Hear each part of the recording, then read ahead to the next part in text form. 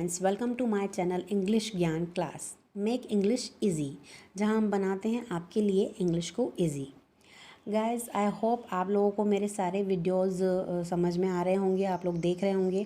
Tenses इतने मुश्किल अब नहीं लग रहे होंगे, मुझे पूरी उम्मीद है। हम लोगों ने लास्ट वीडियो में डिस्कस किया था पास्ट कंटिन्यूस टेंस को, और आज हम लोग इसके आगे थर्ड ब्रांच जो कि पास्ट टेंस की है उसे डिस्कस करने वाले हैं। उससे पहले मैं आपको बता दूं कि पास्ट कंटिन्यूस टेंस में हमने सारी चीज़ें बहुत ही अच्छे से डिटेल में पढ़ ली थी। आइडेंटिफिकेशन, हेल्पिंग वर्ब क्या है, मेन वर्ब क्या है, फ्रेमिंग ऑफ सेंटेंसेस कैसे करते हैं और किस तरह से इसके रूल्स क्या हैं, एडवर्ब्स क्या यूज़ होती हैं, तो वाइल और व्हेन कब यूज़ होते हैं। ये सारी चीज़ों को देखने के लिए डिटेल में आप प्लीज़ मेरा लास्ट वीडियो देखें जो कि पास्ट कंटिन्यूस टेंस का है। और इस वीडियो में हम लोग आगे बढ़ते हैं पास्ट परफेक्ट टेंस के साथ, जो कि है पास्ट टेंस की थर्ड ब्रांच। तो चलिए स्टार्ट करते हैं। Past perfect tense. Past perfect tense सबसे पहले पास्ट टेंस की थर्ड ब्रांच है परफेक्ट, उसी को जोड़ते हुए पास्ट परफेक्ट टेंस बना है। अब इसकी आइडेंटिफिकेशन देख लेते हैं कि क्या होता है। आइडेंटिफिकेशन हिंदी में कैसे पहचान करेंगे, तो हिंदी में हम लोग को पहचान करने के लिए ये है, आपको ये वर्ड्स मिलेंगे हिंदी के सेंटेंसेस में। चुका था, चुकी थी या चुके थे, या फिर लिया था, लिए थे। इस तरह के सेंटेंसेस हिंदी में आपको सुनने को मिलेंगे। लास्ट में ये एंड में आएगा। एग्जाम्पल्स दे देती हूँ मैं आपको कुछ। मोहन अपना खाना खा चुका था। डॉक्टर के पहुंचने से पहले मरीज़ मर चुका था। ट्रेन के आने से पहले मैं घर पहुंच चुकी थी। मम्मी अपना काम पूरा कर चुकी थी। पिताजी दफ्तर से आ चुके थे। तो ये इस तरह की चीज़ दिखने को मिलेगी हिंदी सेंटेंसेस में। इसी तरह से सीता ने अपना काम कर लिया था, तो लिया वाली चीज़ भी हो सकती है, सेम ही मीनिंग निकलता है। और इंग्लिश में जो आपको आइडेंटिफिकेशन मिलेगी वो ये होगी कि ये टेंस शो करता है an action which was completed in past and has become pre past. अब यहाँ पे दो वर्ड है, पास्ट और प्री पास्ट, इनको हम लोग थोड़ा समझ लेते हैं। पास्ट आपको पहले ही पता है कि जो हो गया है, जो चीज़ बीत गई है, उसको हम लोग पास्ट बोलते हैं। बेसिकली ये सिंपल पास्ट होता है। उस सिंपल पास्ट के लिए हम लोग हमेशा क्या यूज़ करते हैं, V2, जो मैंने आपको बताया है रूल सिंपल पास्ट टेंस में। पास्ट सिंपल टेंस में मैंने आपको बोला है कि हम लोग वर्ब की सेकंड फॉर्म यूज़ करते हैं अफर्मेटिव सेंटेंसेस में, अगर हमको सिंपल सेंटेंस बनाना होता है, पॉजिटिव सेंटेंस। और नहीं वाला यानी कि negative sentence, interrogative and interrogative sentences में हम हेल्पिंग वर्ब यूज़ करते हैं, जो कि सिंपल पास्ट की डिड थी, उसके साथ हम लोग वर्ब की फर्स्ट फॉर्म यूज़ करते हैं। बाकी आपका पास्ट सिंपल टेंस में वर्ब की सेकंड फॉर्म ही आती है। तो यहाँ जो पास्ट की बात हो रही है, जो चीज़ हो चुकी है, बीत गई है, उसको हम सिंपल पास्ट से डिनोट करते हैं, मतलब V2 यूज़ करते हैं उसके लिए। और प्री पास्ट क्या होता है, प्री पास्ट यानी पास्ट से भी पहले का। तो पास्ट से भी पहले वाली जो बात आएगी उसके लिए हम लोग यूज़ करते हैं वर्ब की थर्ड फॉर्म। और वर्ब की थर्ड फॉर्म कहाँ यूज़ करेंगे, वो हम पास्ट परफेक्ट टेंस की हेल्पिंग वर्ब जो है हैड, उसके साथ यूज़ करेंगे, जो हम आगे पढ़ने वाले हैं। ठीक है, तो जो काम पास्ट से भी पहले हो गया, जैसे अभी मैंने आपको एक एग्जांपल दिया, रोगी के डॉक्टर के पहुंचने से पहले रोगी की डेथ हो चुकी थी, यानी कि डॉक्टर के पहुंचने से पहले पेशेंट मर चुका था। यहाँ पे पहले क्या काम हुआ है, डॉक्टर पहुंचा बाद में है, पेशेंट मर पहले गया है। तो यहाँ पे जो पेशेंट पहले मर गया है वो प्री पास्ट हो गया, पास्ट से भी पहले का काम हो गया। उसके बाद डॉक्टर पहुंचा है, तो जो डॉक्टर पहुंचे हैं वहाँ पे हम लोग वर्ब की सेकंड फॉर्म यूज़ करेंगे उस पार्ट के लिए। और डेथ पहले हो गई है तो उस पार्ट के लिए हम प्री पास्ट उसको मानते हैं, वर्ब की थर्ड फॉर्म यूज़ करेंगे, जो कि हैड के साथ यूज़ करेंगे। ये मैं आगे अभी नीचे आएगा एग्जाम्पल में आपको समझाऊँगी। चलिए आगे बढ़ते हैं। इसके साथ ही, क्योंकि यहाँ पे हमने मेंशन कर दिया वर्ब की थर्ड फॉर्म यूज़ होती है, देखिए गाइस ये चीज़ हमको याद रखनी है, बहुत इजी है याद करने का तरीका। जिस तरह से हमने प्रेजेंट परफेक्ट में पढ़ा था वर्ब की थर्ड फॉर्म होती थी, प्रेजेंट कंटिन्यूअस में आपकी वर्ब की फर्स्ट फॉर्म के साथ ING होती थी, यहाँ पे भी हम लोग परफेक्ट ब्रांच पढ़ रहे हैं पास्ट की। प्रेजेंट परफेक्ट में वर्ब की थर्ड फॉर्म होती थी, तो यहाँ पास्ट परफेक्ट में भी वर्ब की थर्ड फॉर्म ही है, हेल्पिंग वर्ब के साथ, जो भी इसकी हेल्पिंग वर्ब है उसके साथ हम वर्ब की थर्ड फॉर्म लगाएंगे। और फ्यूचर में भी वर्ब की थर्ड फॉर्म होने वाली है, तो ये याद रखने का बहुत अच्छा तरीका है।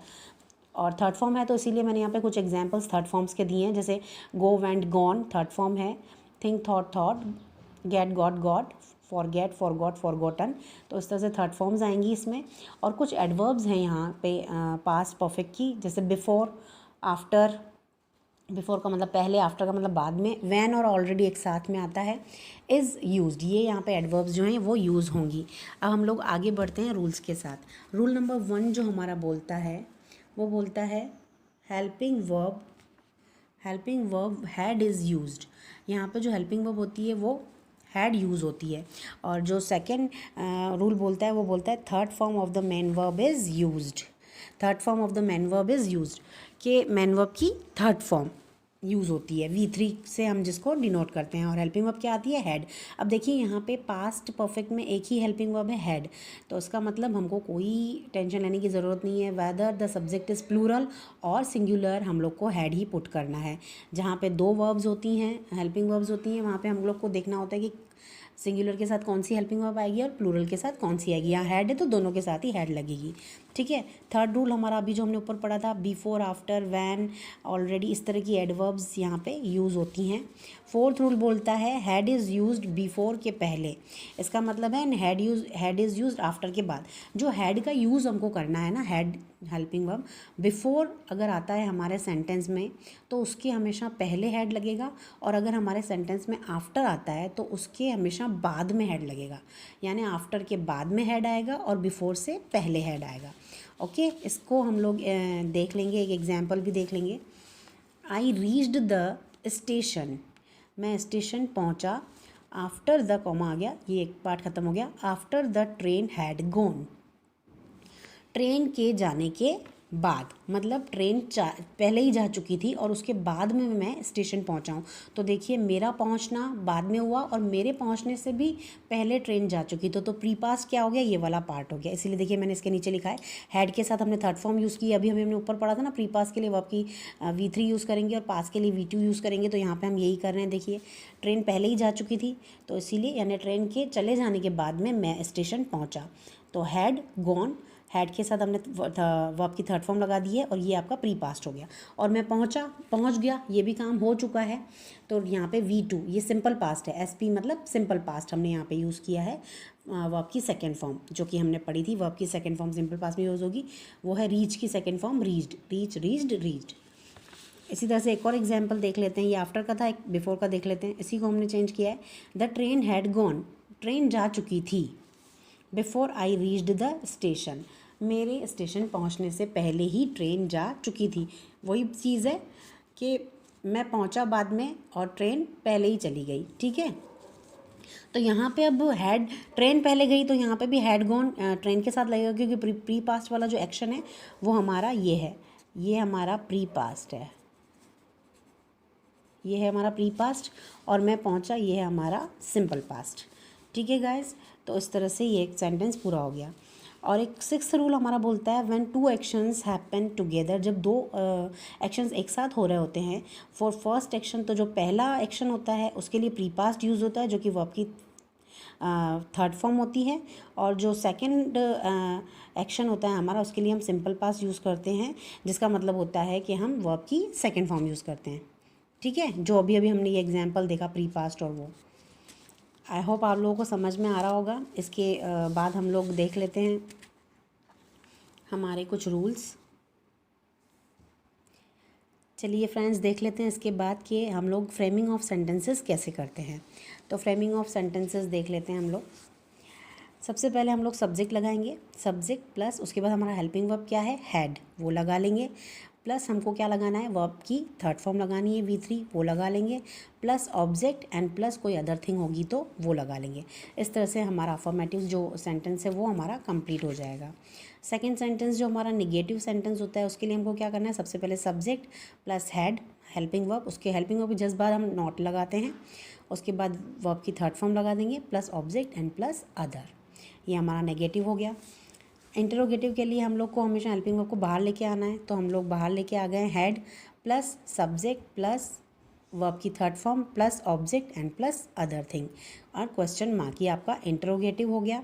इसके बाद आपका इंटरोगेटिव नेगेटिव में भी हमारा हेल्पिंग वर्ब बाहर रहेगा जो कि हैड है, प्लस सब्जेक्ट, अब इसमें हमको नेगेटिव भी बनाना है तो सब्जेक्ट के जस्ट बाद नॉट लगाएंगे, प्लस वर्ब की third form plus object plus question mark, ये हमारा इंटरोगेटिव नेगेटिव सेंटेंस हो गया।